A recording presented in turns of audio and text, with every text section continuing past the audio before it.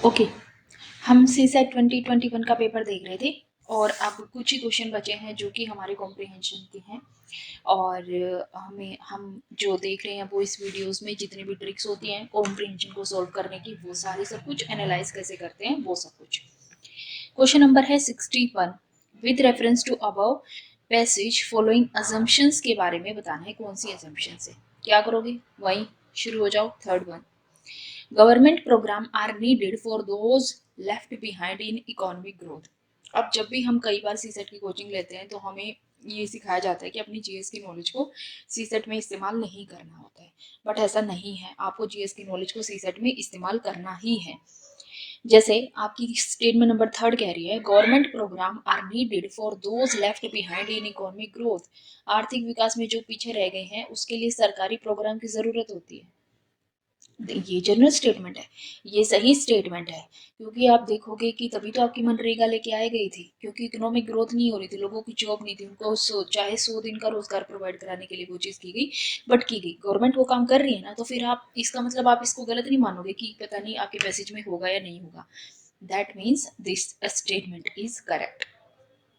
इसका सीधा सा मतलब है। और वैसे भी यहाँ पे तो देखने की जरूरत नहीं, अगर आप ऑप्शन देखोगे 1 and 3, 3, 3, 3, that means statement number 3 आपको चेक करने की भी जरूरत नहीं है। तो समटाइम्स आपके जो ऑप्शंस होते हैं that are also helpful for you to analyse कि यूपीएससी कई बार क्या चीज देता है। अगर इस पे अब हमने अपने बेसिक रूल को फॉलो किया, स्टेटमेंट नंबर 3 देखी, बट अगर आप हम पहले ऑप्शन देखते तो हमें पता चल जाता स्टेटमेंट नंबर 3 तो बिल्कुल करेक्ट है ही। ठीक है, ओके, वो देखने की भी जरूरत नहीं पड़ती। अब आ जाते हैं 2 पे। मार्केट इंश्योर करता है, क्या इंश्योर, जो वर्ड्स होते हैं वही वर्ड्स होते हैं, उनको ही हाईलाइट करना होता है। मार्केट ये इंश्योर करता है sufficient economic growth necessary for democracies to be effective. अब क्वेश्चंस होने चाहिए यहाँ पे, आपके दिमाग में खुद से क्वेश्चन आने चाहिए। पहले तो मार्केट कैसे इंश्योर कर सकती है कि सफिशिएंट ग्रोथ हो, दूसरा सफिशिएंट ग्रोथ कितनी होगी ये कैसे पता चलेगा, जो कि डेमोक्रेसीज के को इफेक्टिव होने के लिए नेसेसरी होती है। How could you know that. ठीक है, तो दैट मीन्स क्या हो जाता है, ये आपकी दोनों एक्सट्रीम वर्ड्स हो जाते हैं और इसलिए क्या होंगे, ये आपकी क्या होंगी, रॉन्ग। ठीक है, ओके, अब ये गलत, ये गलत, दैट मीन्स या तो ये आंसर होगा या फिर ये आंसर होगा। इसका मतलब है 3 तो ऑलरेडी आपका ठीक ही है। अब आ जाते हैं स्टेटमेंट नंबर 1 पे। मॉडर्न डेमोक्रेसीज रिलाई करती है मार्केट फोर्सेस पे to enable them to be a welfare state. ठीक है, अब देखो क्या ऐसा होता है कि जो डेमोक्रेसीज हैं, क्या अब ये वाली बात भी वही होगी कि पहली वाली स्टेटमेंट आपकी इंश्योर करती है कि जो मार्केट फोर्स है वो इनेबल करते हैं डेमोक्रेसीज को to be a welfare state. ऐसा नहीं है। क्या मार्केट में ऐसा होता है? बिल्कुल नहीं होता है। मार्केट जो है वो आपके इस पे काम नहीं करता, क्योंकि डेमोक्रेसी काम करती है कि आपके 1 पीपल 1 वोट के आधार पर चलती है, डेमोक्रेसी आपकी नहीं चलती है। ठीक है, इसका मतलब क्या हो गया, ये भी स्टेटमेंट गलत होगी। आंसर आ गया आपका बी। बट क्योंकि हम एनालाइज कर रहे हैं, we are practising this MCQs, तो हमें क्या करना चाहिए, now let's go to the passage. Okay, देखो अब क्या कह रहा है, can a democracy avoid being a welfare state, why can not mass welfare be left entirely to the market, this is a build in tension between market and democracy. यहाँ पे tension की बात कर रहा है कि मार्केट और democracy के बीच में टेंशन है। यहाँ पे कह रहा है मॉडर्न डेमोक्रेसी रिलाई करती है मार्केट पे, तो ये कैसे होगा, यही से स्टेटमेंट गलत हो जाती है, फिर आपको जरूरत ही नहीं होती चेक करने की। खत्म, तो आपका आंसर क्या आ गया, बी। ठीक है, अब आ जाते हैं हम 62 पे, जो पूछ रहा है आपसे central idea of the passage.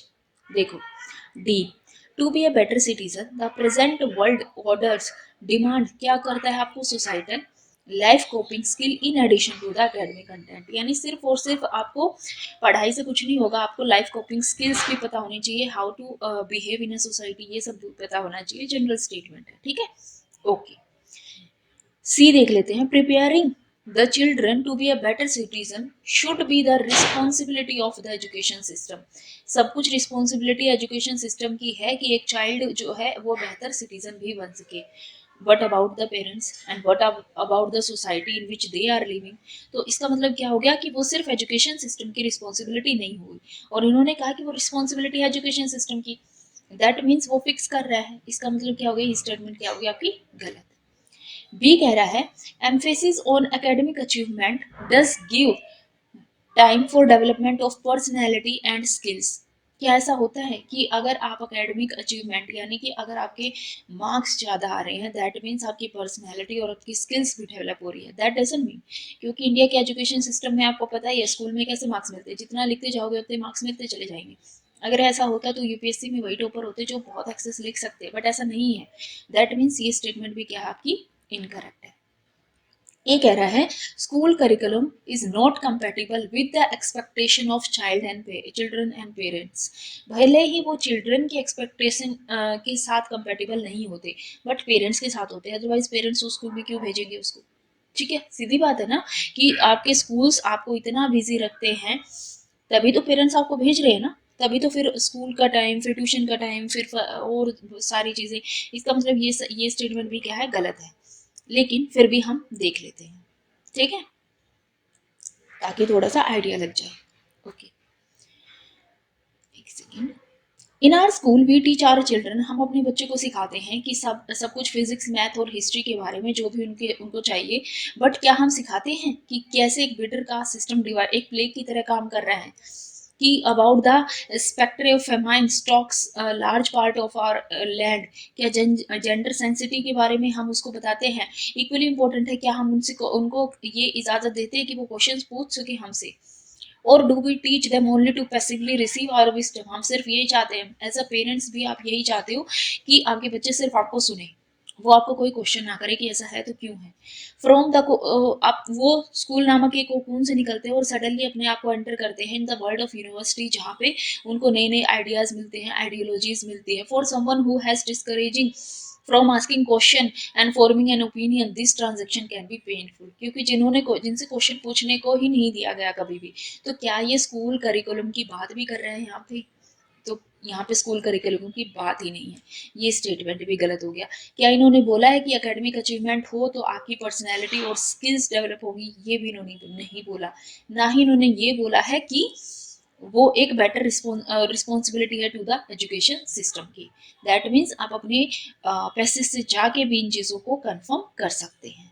Okay, but कोशिश यही करनी है कि सबसे पहले आप जाएं आपके ऑप्शंस पे, ट्राई टू एलिमिनेट देम, और साथ ही साथ उनको जो भी आपके यहाँ पे वर्ड्स निकल के आ रहे हैं, जैसे लास्ट में हमने देखा था इंश्योर वर्ड्स निकल के आ रहे हैं, जो फिक्स स्टेटमेंट होते हैं, नेगेटिव स्टेटमेंट होती है, दे आर ऑल इनकरेक्ट। तो एक छोटी सी नोटबुक बनाओ, उसमें ये सारे के सारे पॉइंट लिखते चलो, जो जो आपको मिलते चलेंगे। ये जो पॉइंट्स होते हैं यही आपको हेल्प करते हैं आगे आपकी क्वेश्चंस को कंप्लीट करने में, ठीक है। 71 कहता है best sums up. Okay, D, wealth generation is based on risk taking behaviour of some man. क्या वेल्थ जनरेशन जनरेट तब होगी जब लोग रिस्क लेते हैं, ठीक है, नहीं पता, छोड़ देते हैं। Human being are motivated to explore new frontier principally by economic consideration. ये तो है, लोग जैसे कि ब्रिटिश ने एक्सप्लोर किया, जैसे कि उस टाइम पे पुर्तगालियों ने एक्सप्लोर किया इंडिया को वास्को डी गामा में, क्योंकि उनको पता था कि कुछ आ रहा है, कहाँ से आ रहा है, इतनी सारी वेल्थ आ रही है। तो उसके बाद जब एक्सप्लोर किया तो क्यों किया, वो इसलिए नहीं कि वो आके आपकी सोसाइटी में जो प्रॉब्लम्स चल रही थी उनको ठीक करना चाहते थे, नो। वो सिर्फ क्या चाहते थे, वो सिर्फ आपके पास से पैसा लेना चाहते थे, आपके धन को अपना बनाना चाहते थे। दैट मीन्स ये स्टेटमेंट जनरल स्टेटमेंट है, ठीक लग रही है, ठीक है, इसको हल्का सा मार्क कर लेते हैं। बी, स्पेस, चाहे वो सोलर सिस्टम की बात करें, इंटरस्टेलर स्पेस की बात करें, will govern our future economy. Will govern मतलब फिक्स कर दिया इसने कि यही करेगा। इसका मतलब क्या है, ये एक्सट्रीम स्टेटमेंट है, wrong. A, wealth generation is prime motive for any any human endeavour. यानी अगर आदमी कोई प्रयास करता है, हर एक इंसान जो भी प्रयास करता है उसका प्राइमरी मोटिव वेल्थ जनरेशन होता है, ऐसा नहीं होता है। ये पर्सन टू पर्सन डिपेंड करता है, किसी के लिए वेल्थ इंपॉर्टेंट होती है, कोई मेंटल पीस चाहता है, कोई कुछ चाहता है, कोई कुछ चाहता है। इसका मतलब है प्राइमरी मोटिव कभी नहीं हो सकता, और हर किसी का तो कतई नहीं हो सकता। अगर कहता प्राइमरी मोटिव है कुछ सम का, तो ठीक हो सकता था, सम का हो सकता है, बट सबका नहीं होता। अब हमें क्या देखना है, यहाँ पे दो चीजें देखनी है। एक तो risk generation, sorry wealth generation risk taking behaviour पे बेस होता है, और दूसरा कि ह्यूमन जो भी नए फ्रंटियर को एक्सप्लोर करता है वो सब इकोनॉमिक कंडीशंस पे बेस होते हैं। देखो, मेडाइवल मर्चेंट रिस्क किया the hazards of the silk road to reach the market of China. Portuguese ने किया 15वीं शताब्दी में, sailed beyond the bound of the known world, searching less for the knowledge than for gold and spices. मतलब वो आपसे क्या चाह रहा था, ज्ञान नहीं चाह रहा था, वो क्या चाह रहा था, सोना चाह रहा था। वो क्या चाह रहे थे, आपसे स्पाइसेस मसाले चाह रहे थे। इसका मतलब क्या है, एक इकोनॉमी के लिए वो गए हैं। यहाँ से पता चल गया स्टेटमेंट नंबर सी आपकी करेक्ट है। पर फिर भी historically the driver for opening frontier has always been the research for resources. किसके लिए सर्च कर रहे हैं वो, आपके रिसोर्सेज को सर्च कर रहे हैं। Science and curiosity are weaker drivers. ठीक है, ना तो उन्हें आप विज्ञान से मतलब था, ना उन्हें ज्ञान से मतलब था, उन्हें किसी चीज से मतलब नहीं था। The only way to open up space, whether the space of solar system, interstellar space, is to create an economic engine, and that engine is resource extraction. यहाँ भी कह दिया ना, रिसोर्स एक्सट्रैक्शन की बात कर रहा है वो। इसका मतलब क्या हो गया, ना तो उन्होंने किसी रिस्क टेकिंग बिहेवियर की बात की इस पैसेज में, तो ये गलत हो गया। यहाँ पे वो कह रहा है कि जो भी नई रिसर्च, जो भी नई खोज हो रही है, वो आपकी किस लिए हो रही है, क्योंकि वो लोग क्या करना चाह रहे थे, पैसा कमाना चाह रहे थे, इकोनॉमी कंसिडरेशन। अब आ जाते हैं नेक्स्ट पे, जिसमें दो क्वेश्चन है। Question number 73, which one of the following habits is found more often in good people. Good people में ज्यादातर पाई जाती है। पहला, compete complete concealment of truth. अगर वो गुड पीपल है तो क्या वो सच्चाई को छुपाएगा पूरी तरीके से? खुद से सोच के देखो। इस पैसेज को जब हम पढ़ने जाएंगे तो ये 4 लाइन का पैसेज है। एक सेकेंड, ये दिख रहा है, ये सिर्फ 4 लाइन का पैसेज है। ठीक है, ऐसे पैसेज आपके एक किस्म से जो साइकोलॉजिकल इश्यूज पे आपके ऐसे पैसेज लिखने, ऐसे लिखने आते हैं, तो वैसा ही लगा के चलो। डायरेक्ट बेशक से नहीं मिलेगा, इनडायरेक्ट मिलेगा। बट यहाँ पे आपका क्वेश्चन ही बता रहा है कि वो हैबिट जो गुड पीपल्स में होती है, क्या वो कंप्लीट कंसीलमेंट ऑफ ट्रूथ कर लेते हैं, बिल्कुल छुपा लेते हैं सच को? अगर वो अच्छे लोग हैं तो वो नहीं छुपाएंगे। इसका मतलब क्या हो गया, ये गलत हो गई। ओके, फाल्सिफिकेशन ऑफ फैक्ट, क्या वो फैक्ट्स को गलत तरीके से पेश करेंगे? ऐसा भी नहीं होना चाहिए। Okay, intentional mixing up of truth with the false, अच्छे लोग हैं, वो इंटेंशनली जानबूझ के सच्चाई को झूठ से मिक्स कर देते हैं। ओके, और मिक्सिंग अप ट्रूथ और फॉल्स, कि वो सच को और झूठ को मिक्स कर देते हैं। अब देख लेते हैं इन दोनों में से पैसेज किसके बारे में बात कर रहा है, मिक्सिंग और इंटेंशनली मिक्सिंग के बारे में। ठीक है, क्योंकि झूठ तो हर कोई बोलता है, ये तो सीधी बात है।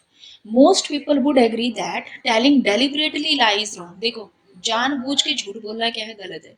Except perhaps in certain special situation, जहां पर more harm will be done by telling the truth. उनको सिचुएशन को छोड़ के जहां पर अगर आप सच बोलते हो तो ज्यादा नुकसान होता है, इसलिए झूठ बोलना प्रेफर करते हैं। Even the most trustful people probably tell a good many more lies. भाई एक अच्छा, जिसपे आप बहुत भरोसा करते हो, वो भी झूठ बोलता है। That might be regarding as a semantic lie. ये देखो, ये जानबूझ के बोला जाता है। There use of word contain some measures of falsehood more और लेस डेलिब्रेट, यानी जानबूझ के करते हैं वो ऐसा। ठीक है, दैट मीन्स ये मिक्सिंग अप ट्रूथ और फॉल्स की बात नहीं कर रहा। ये जो ट्रस्ट वर्दी पीपल, ट्रूथफुल पीपल है, उनकी इंटेंशनली मिक्सिंग की बात कर रहा है। That means statement B is your correct statement. ठीक है, ओके। अब आ जाते हैं आपके लास्ट क्वेश्चन, जो कि है question number 72। The idea which the first part of the passage mention is. पहला पार्ट क्या मेंशन करता है, अभी आपने देख लिया। क्या पहला, देखो क्या कह रहा है, एग्रीमेंट अबाउट टेलिंग लाइज। क्या वो ये कह रहा है कि सच मतलब सॉरी झूठ बोलो? बिल्कुल नहीं कह रहा पैसेज ऐसा। ठीक है, ये गलत है। डिसएग्रीमेंट अबाउट टेलिंग लाइक, क्या वो कह रहा है झूठ नहीं बोलना चाहिए? ऐसा भी नहीं है, क्योंकि उन्होंने खुद ही बोला है कि वो इंटेंशनली मिक्स कर देते हैं, गलत हो गया। Disagreement about telling the truth, वो ये कह रहा है सच नहीं बोलना चाहिए? ऐसा भी नहीं कह रहा हूँ। ठीक है, वो तो सिर्फ ये कह रहा है कि मोस्ट ट्रस्ट वर्दी पर्सन भी सम सिचुएशंस आर देयर जहां पे उन्हें लगता है कि अगर वो झूठ बोलेंगे that will be beneficial for the person rather than telling him the truth. इसका सीधा सा मतलब ये है कि वो आपसे ना तो किसी स्टेटमेंट पे एग्री करने की बात कर रहे हैं, और ना ही वो ये कह रहा है कि आप झूठ मत बोलो, ना ये कह रहा है झूठ बोलो, और ना ये वो कह रहा है कि सच मत बोलो। Disagreement about harms in telling the truth, देखो अब ये हार्म्स की वही तो बात हो रही है ना ऊपर। इसका मतलब क्या है, option number D is your correct. इसका मतलब यहाँ पे हमने देखा है 2021 के जितने भी क्वेश्चंस थे सी सेट के, ऑब्वियस सी बात है हम मैथ्स के रीजनिंग की भी देखेंगे कि उनको आप एक जनरल वे में कैसे सोल्व कर सकते हो। बट बार बार मैं यही चीज़ बोल रही हूँ कि आज के टाइम पे जो सबसे ज़्यादा फोकस करने की ज़रूरत है वो है आपके सी सेट में कॉम्प्रीहेंशन वाले सेक्शन पे, ठीक है। इसमें आपको रूल्स बना लेने हैं पहले। जो जो वर्ड्स आप देखते जा रहे हो, जैसे कि हमने क्वेश्चन नंबर, अगर मैं 71 की बात करूं, तो यहाँ पे आपने वर्ड देखा प्राइमरी मोटिव, एनी, ये क्या है, एक्सट्रीम वर्ड है, हर किसी का नहीं हो सकता। विल गवर्न मतलब ये फिक्स कर रहा है, आपका एक किस्म से फैक्ट है। फैक्ट आर ऑलवेज इनकरेक्ट ना, आप यूपीएससी की बात कर रहे हो चाहे आप जीएस की बात कर रहे हो, ठीक है। ये देख लो यहाँ पे विल गवर्न, इसका मतलब यहाँ पे आप ये वाला वर्ड बिल्कुल नहीं यूज कर सकते, विल गवर्न। बट यहाँ से ये पता चल रहा है, जो स्टेटमेंट फिक्स कर देती है कि अगर आपने ऐसा किया तो ऐसा ही होगा। आपको नहीं पता ना, कंडीशंस कुछ भी हो सकती हैं, ठीक है। तो इन सारे जो वर्ड्स होते हैं उनको भी लिखना है, साथ के साथ उन वर्ड्स को जो भी आप नया निकाल रहे हो, नया खोज रहे हो, कोई भी नया वर्ड, नया फैक्ट, जिससे कि आपके क्वेश्चंस को सोल्व करना आपके लिए इजी हो जाए, तो उसको फिर नेक्स्ट जो पैसेज आप सोल्व कर रहे हो, नेक्स्ट क्वेश्चन पेपर सोल्व कर रहे हो, उसमें उनको यूज करना आना चाहिए, ठीक है। यही होता है। दूसरा हमने क्या सीखा है कि जीएस और सी सेट को आप बाइफरकेट नहीं कर सकते। हाँ, ऐसा है कि आप सी सेट में आपको पैसेज की बाउंड्री के अंदर रहकर ही डिसीजन लेना होता है, बट जीएस की नॉलेज भी सी सेट में काम आती है, क्योंकि एक जनरलाइज वे में स्टेटमेंट्स को कैंसल आउट करने में वो आपकी काम आती है। समटाइम ऐसा होता है कि आप ऐसा तो शायद कभी नहीं होगा कि आप चारों में से एक भी स्टेटमेंट एलिमिनेट नहीं कर सकते इससे। सम टाइम ऐसा होता है, आप एक स्टेटमेंट एलिमिनेट करते हो, उसके बाद आपको पता होना चाहिए वर्ड्स हाईलाइट करो। जैसे 71 में हमने क्या किया था कि रिस्क टेकिंग बिहेवियर हमने ढूंढा था, क्या वो रिस्क टेकिंग बिहेवियर की बात कर रहा है।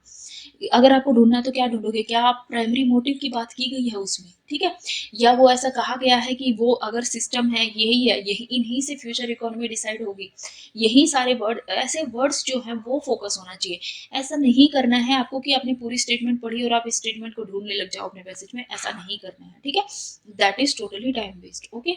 तो अगर आपको ये वीडियो पसंद आया है तो हमारे चैनल को लाइक, शेयर और सब्सक्राइब करें, और अब तक अगर आपने लास्ट वीडियो नहीं देखे हैं तो उनको भी देखें, that will be helpful for you. मिलते हैं नेक्स्ट वीडियो में, till then thank you, bye bye.